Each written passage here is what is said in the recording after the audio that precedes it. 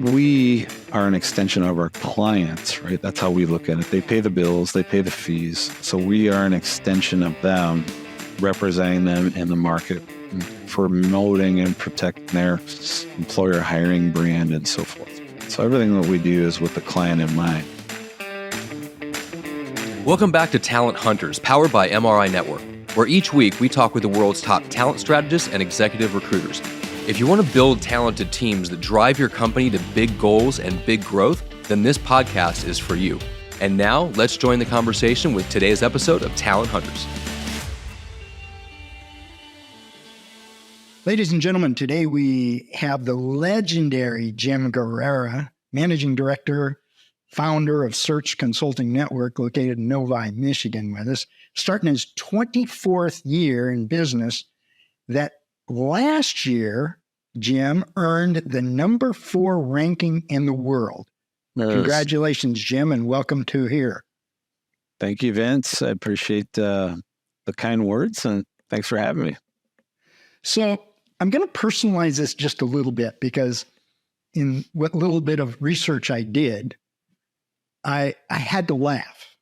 Nice. Because your life but represents one of my favorite movies, in Rudy. Any idea why I make that reference? Yeah, that's funny. Yeah, I was a walk-on quarterback at Notre Dame, and it was a great experience. And boy, what an unbelievable experience it was, really, to play with such superior athletes. And Lou Holtz was the coach when I was there, so we had a great run. And what's really funny, my junior year, I believe it was my junior year, the quarterback coach that we had that year was this guy by the name of Tom Clemens, who was a former Notre Dame quarterback himself, and he played there when Rudy was there. And he also, so he introduced us to Rudy several times. And the movie Rudy was being made while I was on campus. So there were a lot of extras and who were friends and so forth in the movie. So we got to see it up close. What I try not to tell people to disappoint them is that, there was a lot of smoke and mirrors that made it a great story in Hollywood, and I won't get into those details here, but it's fun that you mentioned that. And it was certainly a great movie for sure. Well, thank you for sharing your entry. I mean, when I read that little blurb, I chuckled a little bit, but then I think about your pedigree and where you come from and what a phenomenal school. And of all coaches, Lou Holtz. I mean, come on. he was one of a kind, so many life lessons, from a developmental standpoint that, I still carry with me today.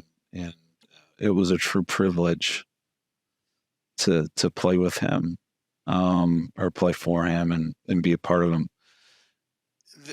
And probably one of the best stories is that when I was a senior, my college roommate suffered a neck injury in a rugby game, and he's still a quadriplegic today.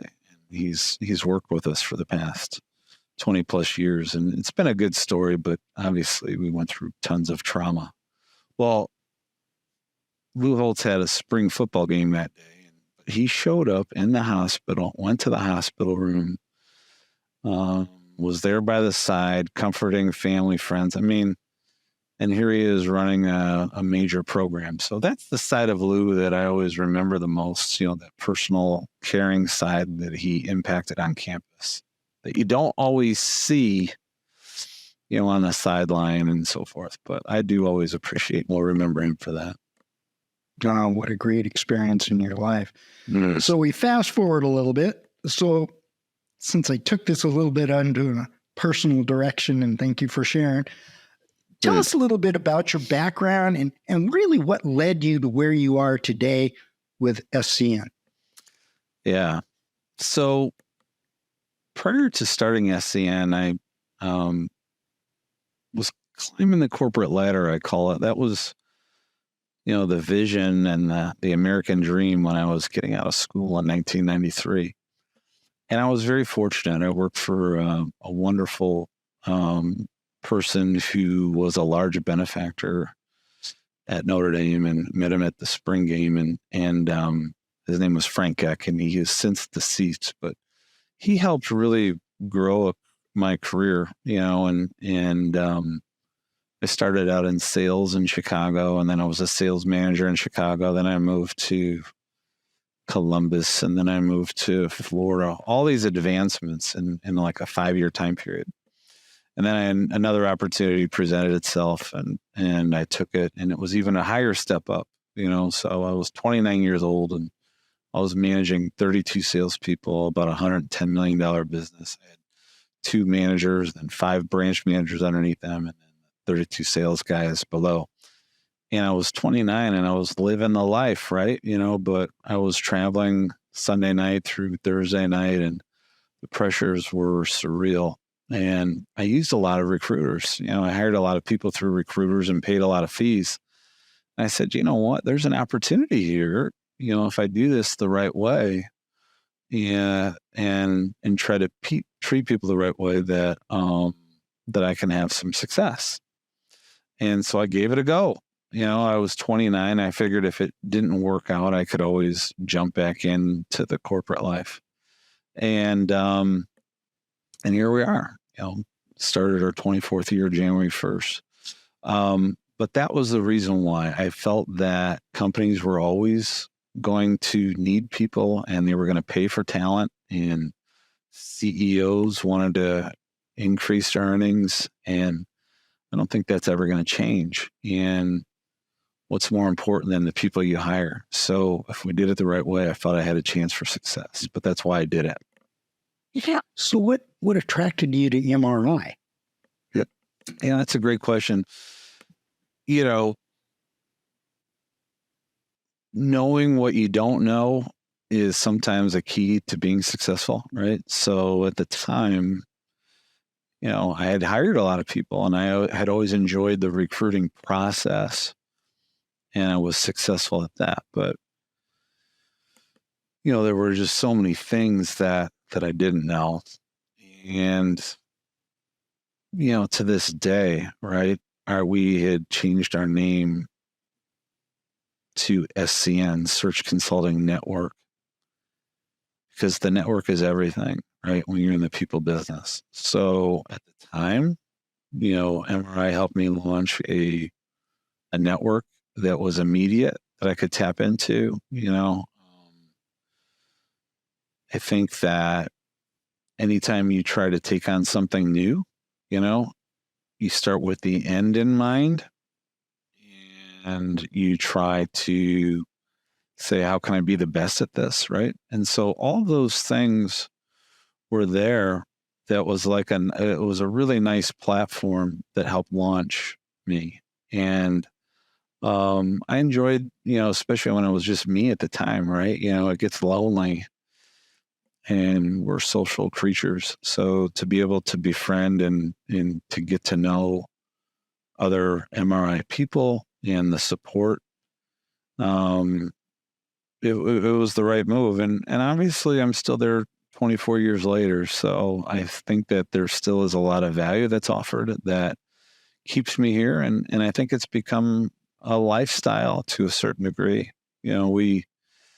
If you flash forward today, some of the lifestyle events, such as our Pacesetter trip for our top producers, for the training and the daily support, and even through the different torches that have been passed with leadership at various stages, there always are good things to find in everybody and to learn from, and so that's why we're here today.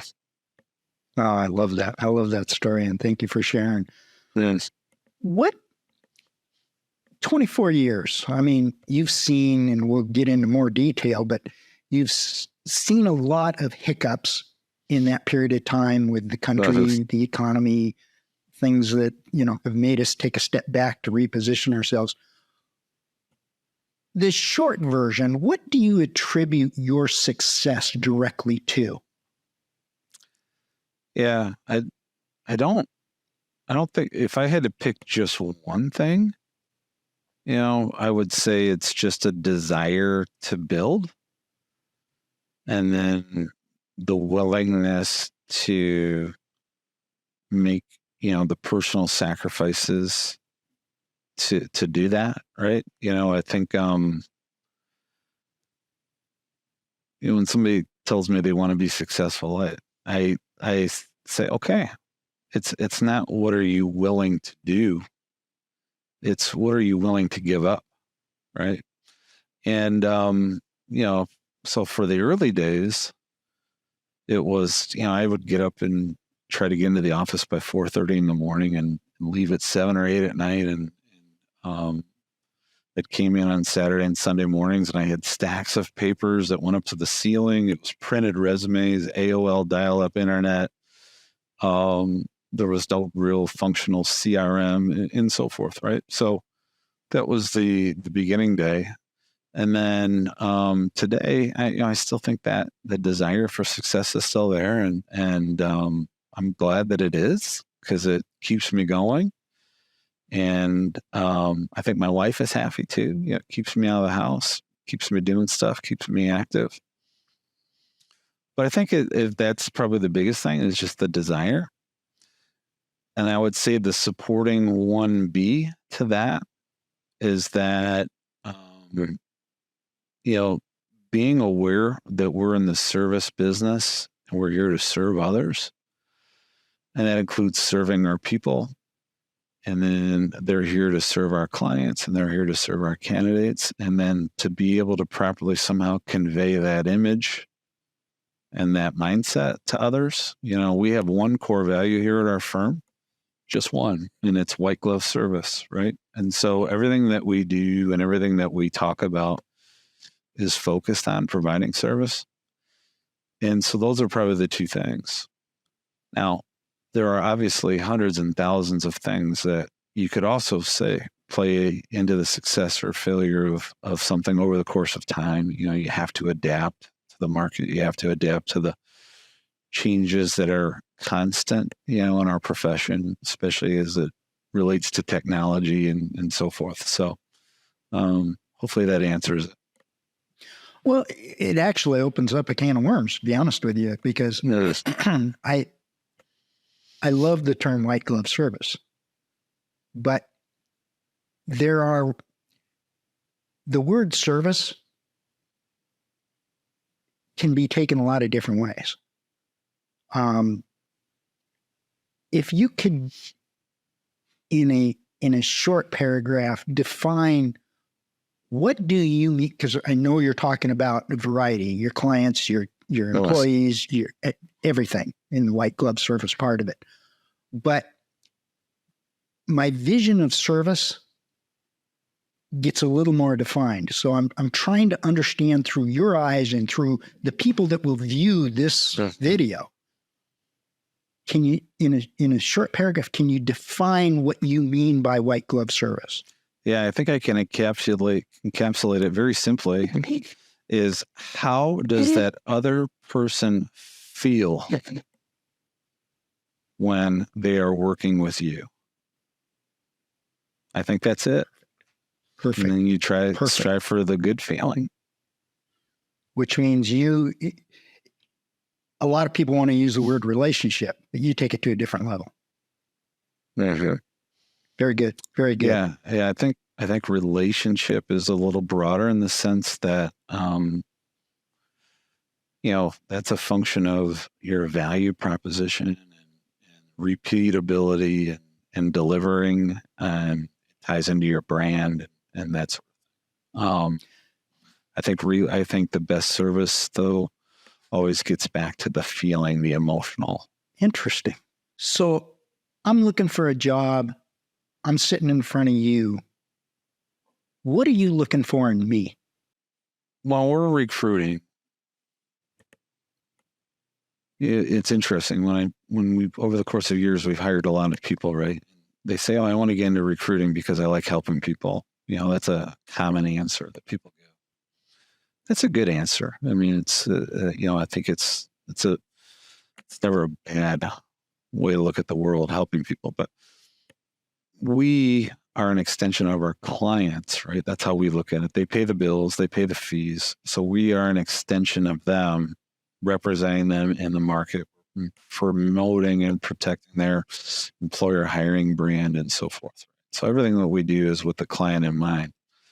To that end, when we take a look at a candidate for a position, it's driven by what they're looking for, right? And so if you simply had to create, let's say, like a basic framework, a starting point, we always tell clients are looking for 3 things only when they hire. Number 1 is a skill set, related to the function or discipline of the position.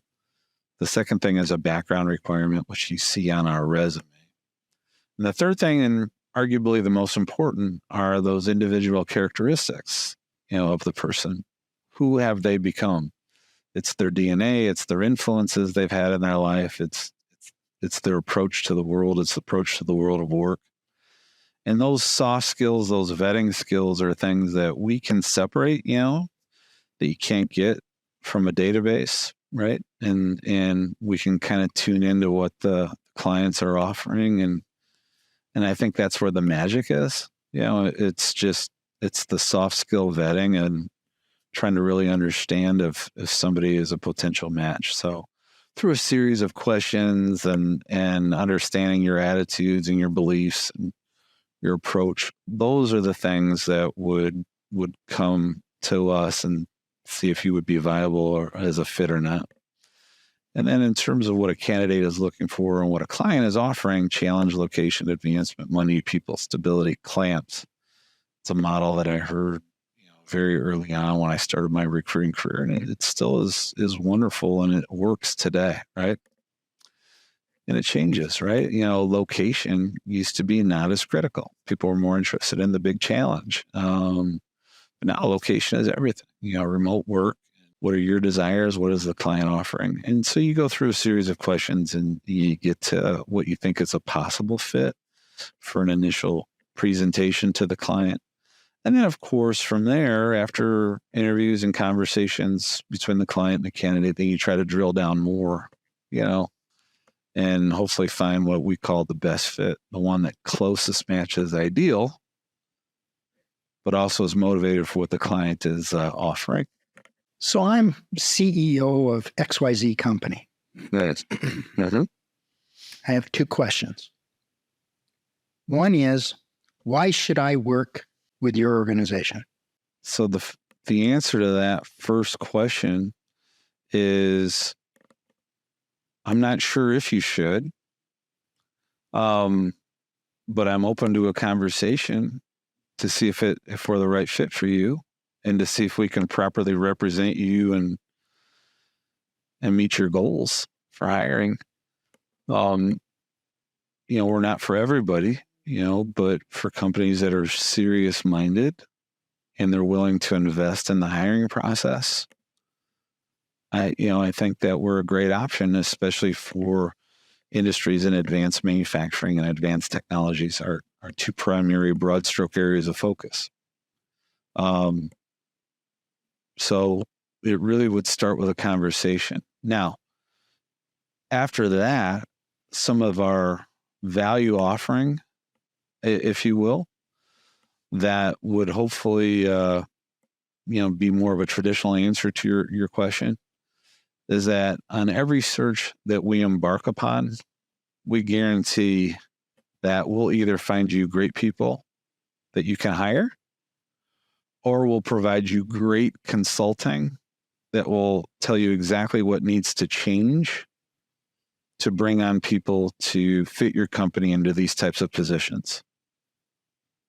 So I can't guarantee we're going to be able to give you exactly what you want or what you're looking for, but we'll be able to tell you exactly what you need to change to get to that point. So I think that would probably be the simplest way that we can sell our service to our clients. I could talk about 24 years or a hand-built database of over 1 million people. I mean, all those traditional things, but I think the essence of it is that guarantee. And we do guarantee that every time we take on a search. I think the subtle opening to that you responded with is the most profound statement you made. And that was, you're not desperate to work with anybody. What you want to do is you want to work with that person that feels you can be a solution to them. I love that. I really, really love that. Yeah. Now, the second question is, what do you look for in a client company to want to invest in working with them? I don't think you can ever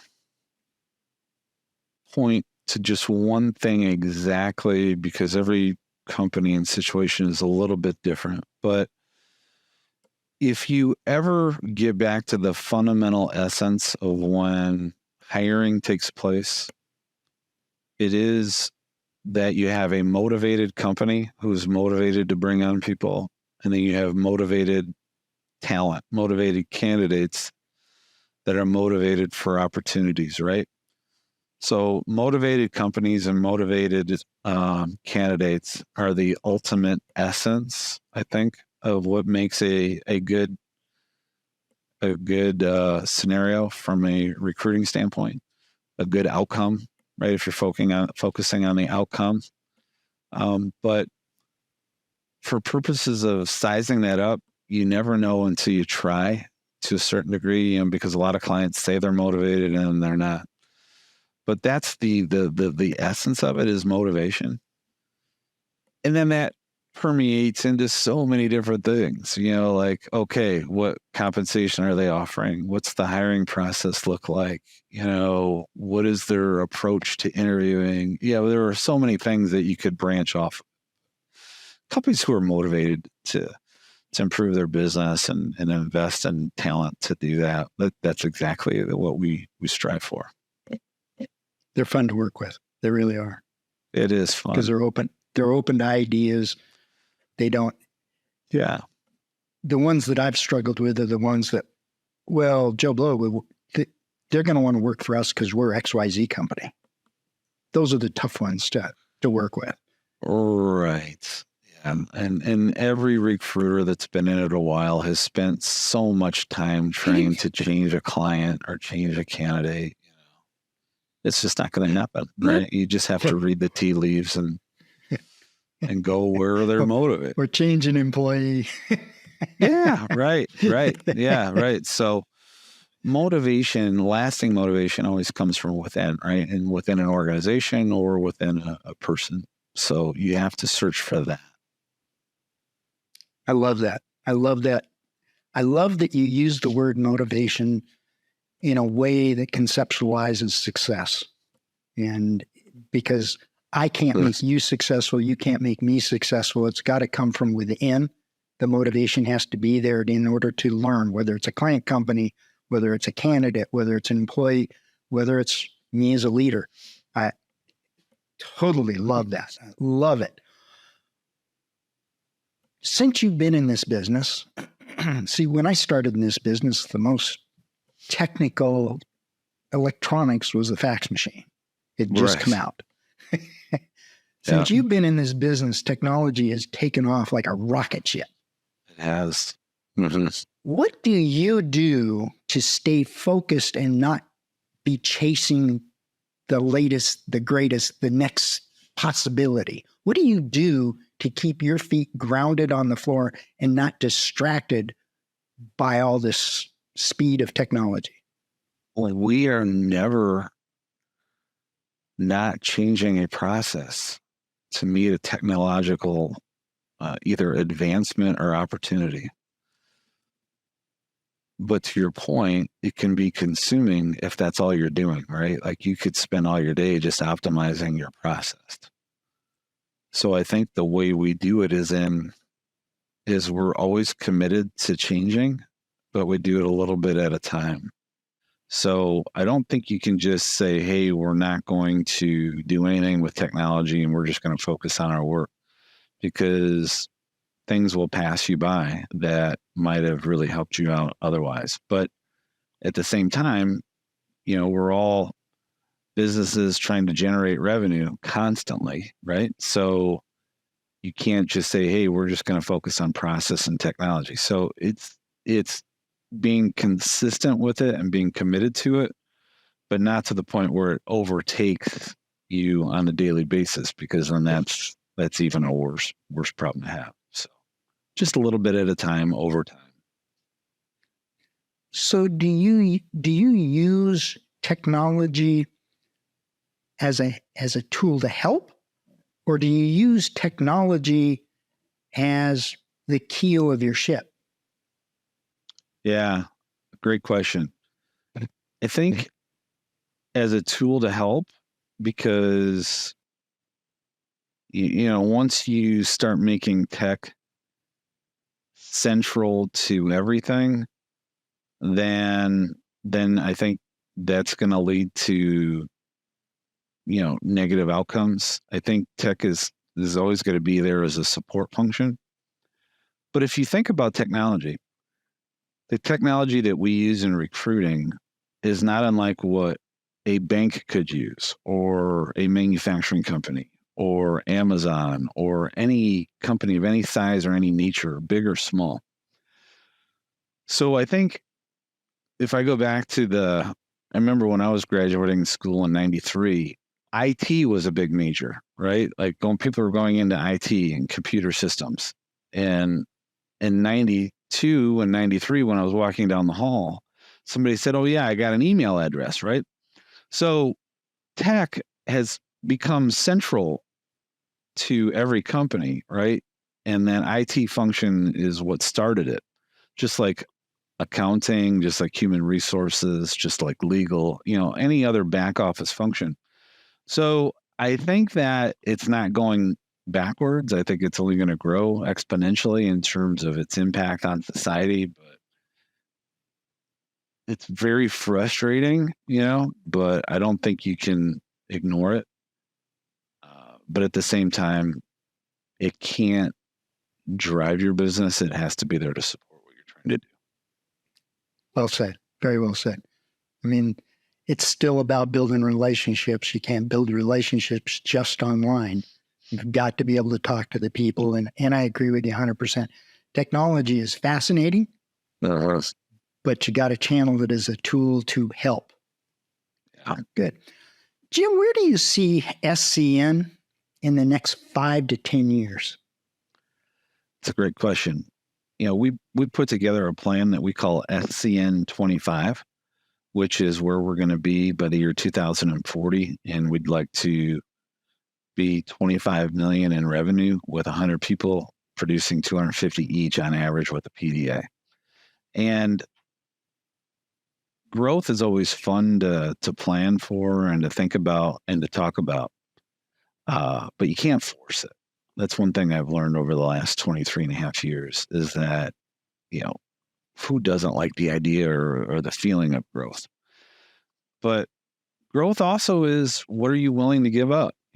Resources, time, emotion, all the things that are a part of it. And so you want to be able to grow as long as it's incremental and everybody's benefiting, and then it's not as cannibalization of your business or of other people that have been with you. So if we can grow that way, then that's what our goals are. And then that's what we're going to try to do. And we have plans to do it.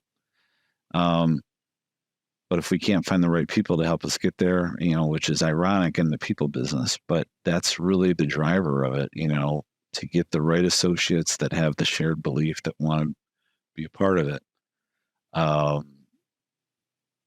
Because without that, nothing is possible, right? So we do have a nucleus of people, some tenured, wonderful, excellent leaders that are also wonderful at developing business that we can branch off of, right? And we could achieve those numbers with this nucleus of people that we have. But we want to do it the right way, and we want to do it where we can still add value to our clients and to be custom and to be special, So if we can grow while still staying small, then that's what our goal is. So 5 years, 10 years, what is it going to be like? I just certainly think it's going to be more people, I don't know how many more. I don't know what the volume revenue will be based on just kind of how I thought about it. But we will have an expanded office physically. We're in the process of expanding our office. We just revamped our office from an interior decorating standpoint that we're in. And so we're planning for it and we're going for it.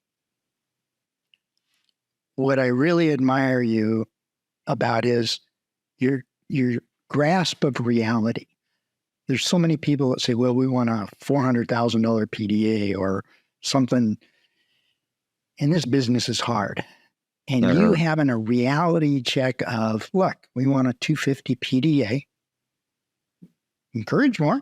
But the reality is this is where you stay out of their mess kit, is if they're hitting 250.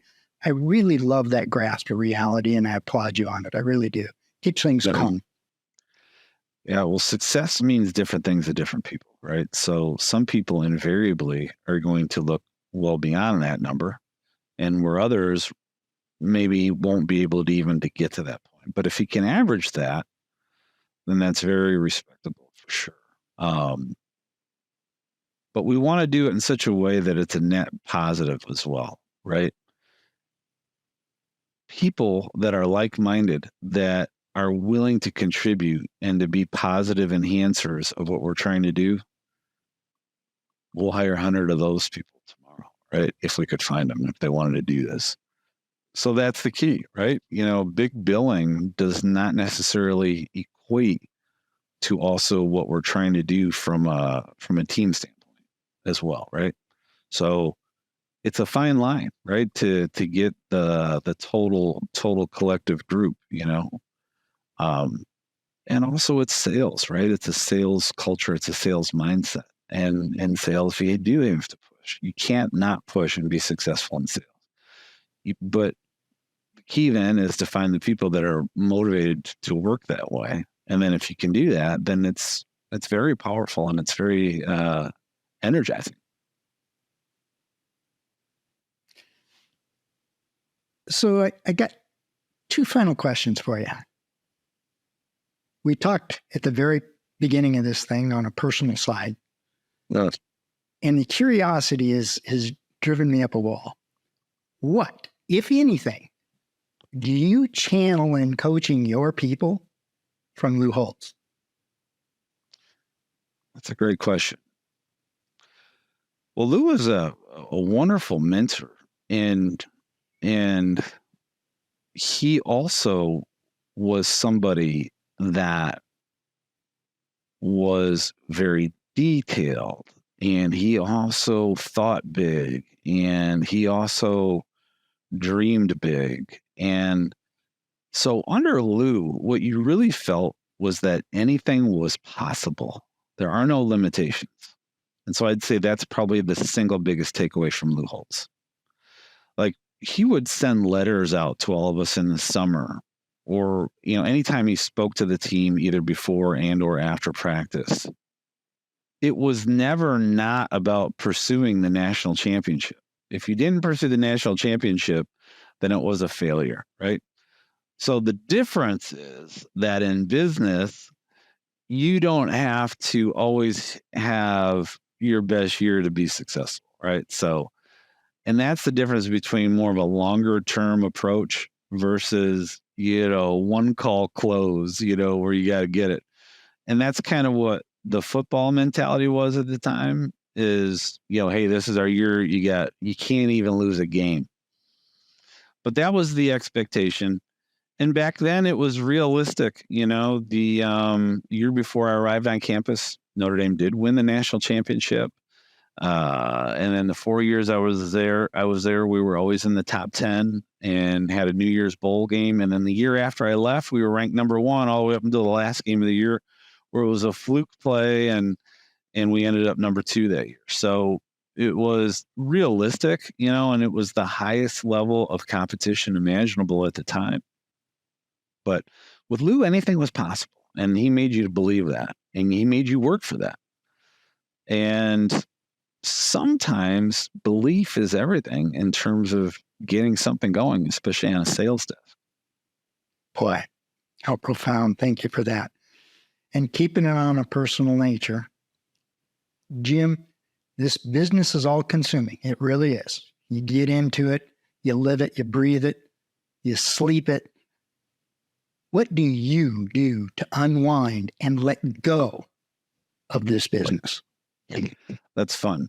So my wife and I have a routine where we walk for about an hour every night with our dogs, and that's like a must thing that we do, even when it's cold or rainy, any weather, good or bad. We make that walk, and so that's like one of my favorite things to do, is long walks. We also have a routine where we will watch something on TV or Netflix. It's just kind of like a round out to the evening. And then everything that is between then and work-related initiatives is always about athletics in some way, shape, or form. So my oldest daughter is finishing her year swimming for Xavier University in the Big East. My son is a junior, is a college golfer. I've got a daughter who is a high school senior who is a diver, and she's committed to dive at the University of Pittsburgh next year. And I've got a freshman daughter in high school who's a golfer, right? And then when I'm not watching them play athletics or drive them around, I'm trying to play golf or do something athletic as well.